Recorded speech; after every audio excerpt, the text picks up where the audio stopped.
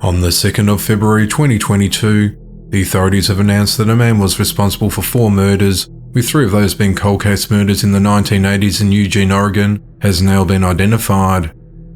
The first murder came to light at around 2:42 p.m. on the 5th of June 1986, when an employee of an apartment complex located at 255 High Street went in to check on 62-year-old Gladys May Hensley after she hadn't been seen for a few days.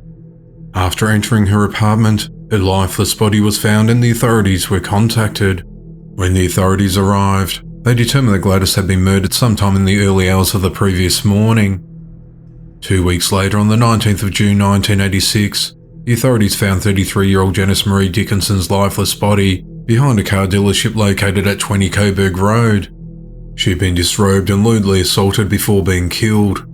While police didn't locate a suspect at the time, they believed the 2 murders were connected, but the case went cold.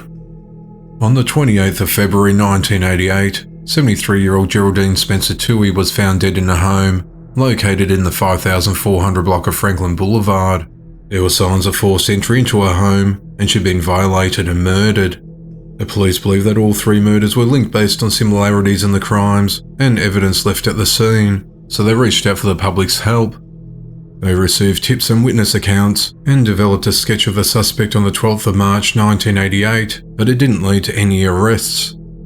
In 2016, the authorities partnered with Parabon, where they used phenotyping technology to determine the physical attributes of the suspect based on the offender's DNA left at the crime scenes.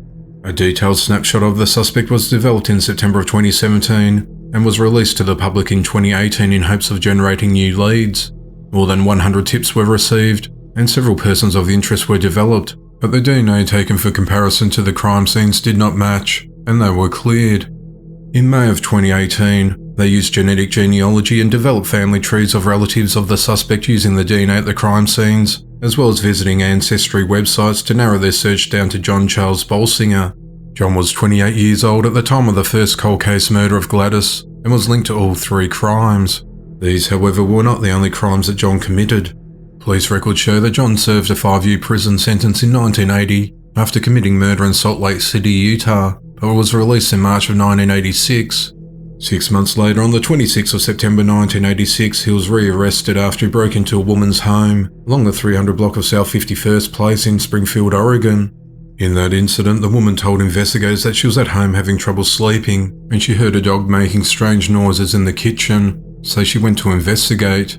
All the interior lights were off. There was the light on outside at the rear sliding door. She saw a stranger peering through the kitchen window, and he gained entry by sliding the window open. She ran to the living room to call 911. While on the phone, the man entered the room. He stood still for a moment and then approached her. She started screaming as the suspect tried to pull the phone from her hand. She started hitting him with the phone and a flashlight, and he fled through the kitchen window and left behind a down vest and a paring knife. The authorities arrived at the scene. They heard the woman screaming and the police dog managed to chase John down nearby.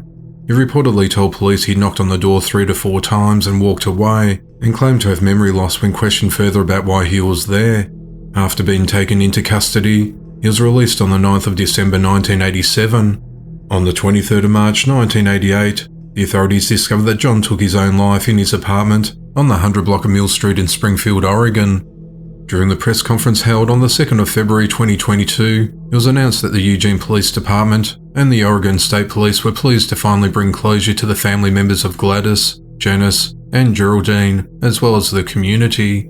It was said that both agencies remain committed to constantly evaluating unsolved cases and utilising emerging technologies to bring closure to other families of crime victims.